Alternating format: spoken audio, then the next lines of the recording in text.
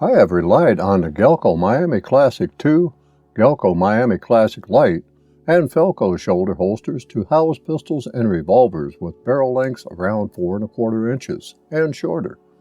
Housing a full-size Glock G20 10mm auto pistol or other large-frame firearm, and while trying to conceal such, is a different challenge. It's the Ranged Ronin again, and today I want to tell you about a unique shoulder holster system for carrying a Glock G20 and comparable sized Glock pistols, the Falco Roto-Shoulder Holster System. Now, I have carried a full-size 1911 for more years than I care to count. Normally, the 1911 is carried in a hip holster, but due to back problems and some surgeries, I needed to shift my carry to something that would keep the burden of carrying a 1911 off of my hips. This not only applies to 1911 pistols, but also to other large-frame pistols and revolvers. While I have a Roto-Holster for the 1911 and a Ruger GP100, it was so unique that I had to purchase one for the Glock G20. I can say without hesitation that this holster is a definite keeper and holder for my most precious personal protection cargo that I may carry at any time.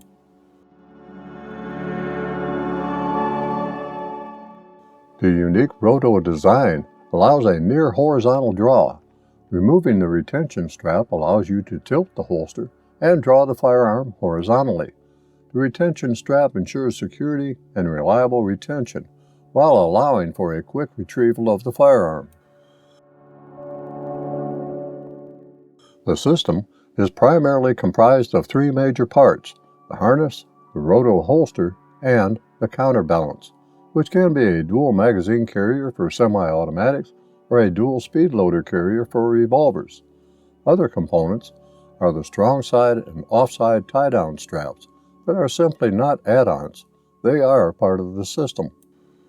The Roto holster rig is designed for vertical carry. However, the Roto feature, which is the most interesting part, allows for a 45-degree horizontal draw. When the retention strap is released, the holster can be tilted, which results in both better drawing cant and much quicker draw than a conventional vertical holster system. If you have ever tried to pull a full-size pistol or revolver from a vertical holster, we can probably agree to the difficulty of doing so, and probably is why so many badmouth vertical shoulder holsters. The holster body offers a perfect glove-like fit for your handgun, which is a result of wet molding techniques applied in its production. The main holster body is hand-molded on the exact replica of your pistol or revolver. This makes the fit of the holster both tight and snug at the same time. The harness is adjustable up to extra large size, but you can ask for harness customization if you are of a slightly bigger build. The belt tie-down straps can be used for improved stability, although this shoulder system is well balanced and stable enough even without it. With that said, I took most of the slack out of the counterbalance strap to get the magazine carrier positioned where I needed it. More on that later. This shoulder system comes in 2 different colors, mahogany and black. The system is also available in both right and left-handed versions. Moreover, the custom leather shoulder system comes entirely assembled. I decided to go with the black version, as I did with the one for the 1911. Truthfully, I was at first concerned about the shoulder holster system for a Glock that would be carried condition 1, cocked and locked. I am used to a holster with a thumb brake, of which the strap rides between the hammer and the slide. Glock has no hammer, and the Roto holster has no thumb brake, but instead has a retention strap. The retention strap, however, does cover the trigger guard, but its primary purpose is to release the holster so that it pivots. With that said, there is enough tension of the holster itself to keep the pistol from falling out if you are bending forward or you are being active. The harness is wide around the back of the neck on the shoulders for better comfort, which is important to me due to a broken right clavicle. Any excess weight on my right shoulder can be very unpleasing over time. Luckily, my right side is where I carry spare ammunition in the double magazine carrier, and that side is not bearing the weight of the G20. Each strap is anchored at a large 2-piece leather hub with rivets that do allow for movement of the straps. Harness attachments to the holster and magazine carrier are metal and very well made. Each harness strap length is adjusted by selecting the desired position of the holster and magazine carrier, and then using the Chicago-style screws and nuts to secure the harness at the position you want. There are also metal keepers that can slide up and down to assist in keeping the straps aligned. There are also plenty of adjustment holes to choose from. I'll talk about adjusting the rig later. The Italian leather of the harness is excellent, not too stiff and not too flexible, but yet flexible enough to provide the comfort you need when wearing the rig. As I stated earlier, the holster is form-fitted to your particular firearm. Each holster is hand-formed by one individual. This is not a production holster where one mold is used to fit all. The holster will take some break-in when new, and I suggest that you refer to the information at the Falco website for properly breaking in the holster. The color balance between harness, holster, and magazine pouch is close, but not perfect. The holster and magazine carrier has been polished at the factory, while the harness retains a more natural, flat look to it. All in all, the contrast between components is very pleasing. The tie-down straps for the holster and magazine pouch are also of leather and provide stabilization of the rig. Dual mounting points on the holster mate with dual mounting snaps of the tie-down, which actually has 3 snaps. There is no tie-down strap adjustment except for positioning the snap to one or both mounting points on the holster. The offside ammunition carrier anchor strap uses snaps to secure the carrier to the belt. The holster side anchor strap also uses snaps for easy on and off operations. Unlike a thumb brake holster, the Roto-Holster requires that you use a finger to release the retention strap. Actually, this is a good design. As the pistol is drawn from the holster, the trigger finger is in line with the trigger of the firearm, just as it would be on a horizontal draw holster. One thing that I was concerned with is any interference with the trigger on a Glock pistol. We all know what happens when a Glock trigger is disturbed. The trigger guard is pressed in, and the trigger travels to the trip point. Pistol goes bang, if it is loaded, and most carry a loaded firearm. I also wanted to be able to fully grip the handle before drawing the firearm from the holster. The good grip on the firearm option when ordering the holster allows this. The retention strap and where it is during holster and unholstering the firearm is the focus of attention. As I explain later, controlling the position of the retention strap plays a big part in holstering the firearm, and not so much in drawing the pistol from the holster. The dual magazine carrier shares the same quality as the holster. 2 tension screws allow you to adjust tension on the magazines so that they just don't fall out of the holster when the retention strap is released. The magazine carrier is vertical, although I would prefer it to be horizontal for easier access to spare magazines. However, the magazine carrier can be adjusted with a bit more forward can at the bottom if that suits your needs, as it does mine. As a side note, I ordered a horizontal magazine carrier for this Roto, simply because retrieving the magazines is so much easier.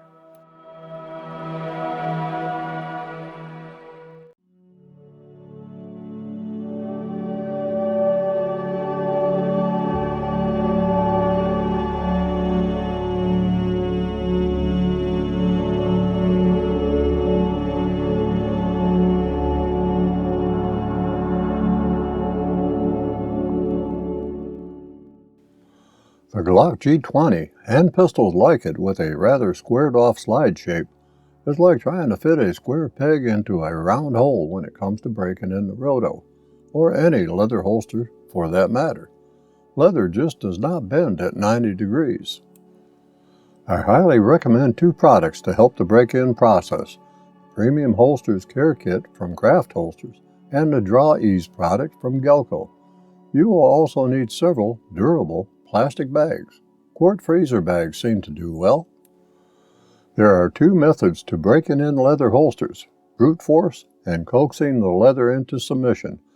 I find the latter works best in the long run, but does take more time to accomplish. In the brute force method, Most will place the firearm into a plastic bag and then shove the firearm and plastic bag forcibly all the way into the holster. Have some feelings, man. Would you want some doctor doing that to you during a proctology exam? Well, maybe you would, but I prefer that the physician takes his time.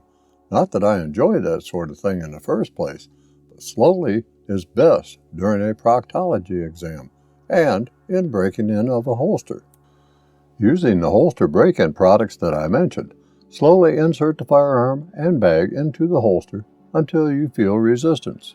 Back them out, and then reinsert just a tad further. Repeat until you feel that the firearm and bag is inserted fully, while adding the break-in product in between insertions. Once you are at the point of satisfaction, allow the holster, firearm, and plastic bag to become acquainted with each other for at least 24 hours, after which you can start again.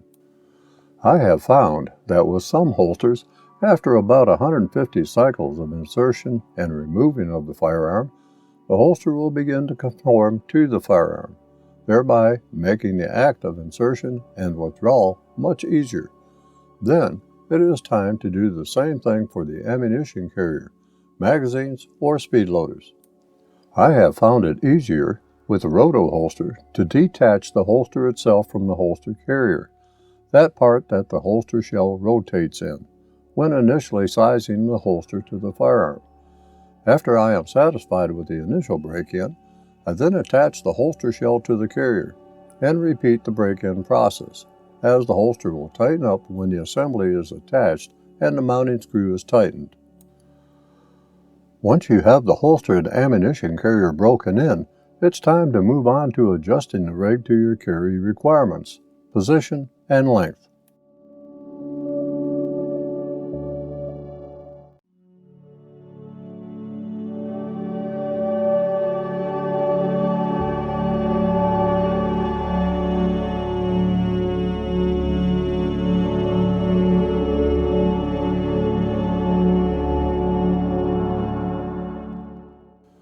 As I mentioned earlier, the Roto is delivered to you fully assembled. However, some or a lot of adjustment may be needed so that the system fits you the way that you need it to fit. Primarily, you will need a Phillips screwdriver to perform adjustments. So, let me tell you how I adjust shoulder holsters. I start with the holster side first. I place the holster against the body and try to determine how many holes are needed to hold it where I want it.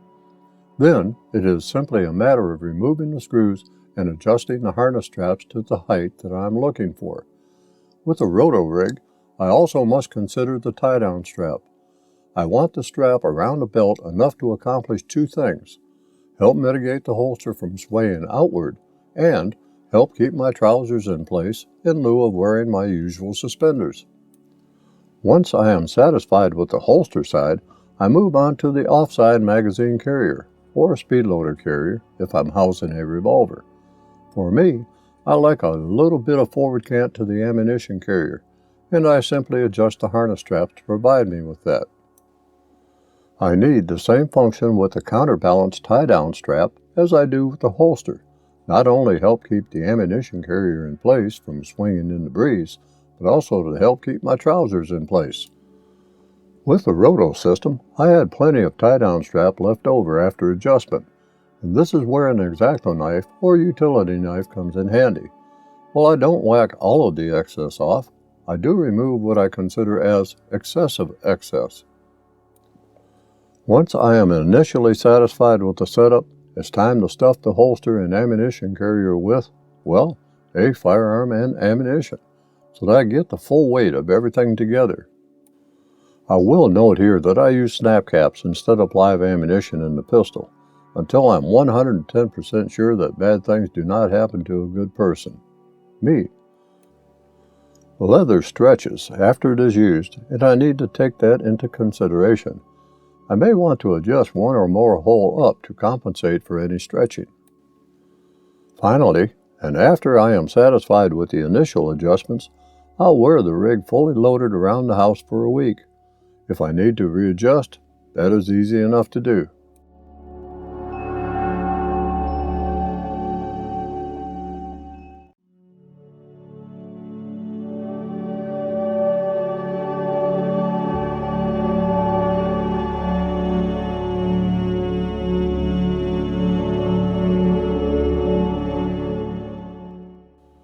Drawing a pistol or revolver from the roto requires some diligent practice. Sweeping something when drawing the firearm is inevitable, but with a proper draw stroke can be minimized. There are several positions that the arm on the firearm side can be held to minimize being swept during the draw stroke, and these would be primarily defensive positions, such as blocking or grabbing an assailant's move while the strong hand is going to the firearm. The strong hand must come over the top of the firearm's grip, which is at an awkward position for the hand. Once the hand is firmly gripping the firearm, the retention strap is released and the holster is pivoted into a more natural angle. Personally, I have found that if the firearm has a finger groove grip, the finger grooves provide my hand with an indexing point of which to hold. The first lesson to be learned is releasing the retention strap. This can be done with the forefinger or middle finger. Remember that you will probably be blindly reaching for the firearm. I use the trigger finger while using the remaining fingers to grip the firearm. The second operation is pivoting the holster into a position to remove the firearm. The third operation is physically removing the firearm from the holster. To minimize sweeping, the muzzle of the firearm should be down, the firearm brought around to the front of the body, and then moved to a firing position. The firing position itself may be low or high, depending on how quick the threat is being escalated.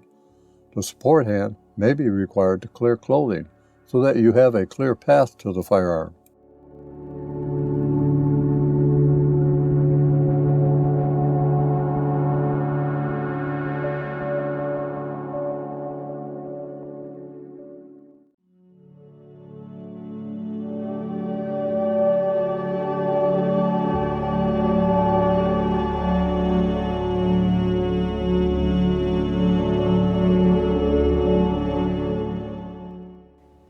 Holstering of the firearm is a two-handed affair. The caveat of the holster is the retention strap, which can, if left unchecked, find its way into the trigger guard.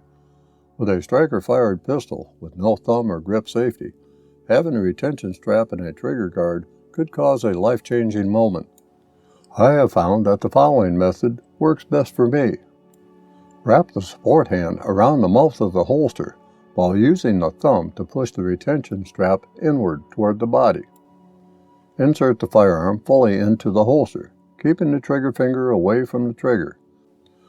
Pivot the holster into the carry position. Fasten the retention strap. This can be done with either hand, or both. Of course, drawing and holstering a firearm, regardless of holster type, takes practice, and that should be done in a safe environment with the firearm unloaded and safe.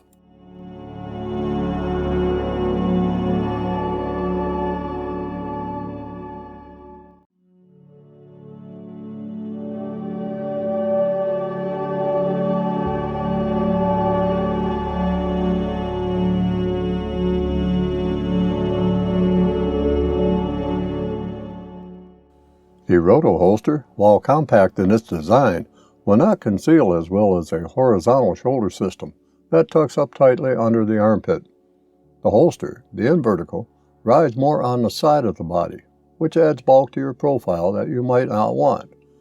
The proper selection of clothing definitely helps. Bulky clothing is better to hide the rig. For this reason, the rig would be better suited for cooler to colder weather when heavier, bulkier clothing is normally worn. The tie-down straps do allow, but very little, some outward movement of the holster. With several layers of outer clothing, holster or mag carrier movement may not even be detectable. I normally wear, year-round, a loose-fitting shirt, usually opened at the front, and a man purse, a non-tactical looking photographer's vest.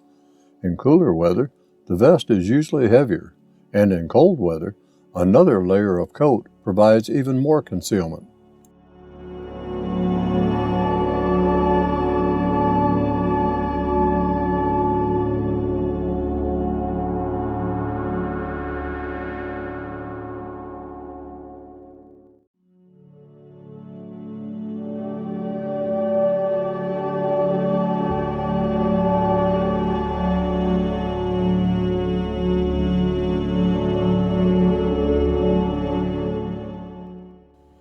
While shoulder holsters do not fit all occasions, they do fit some occasions.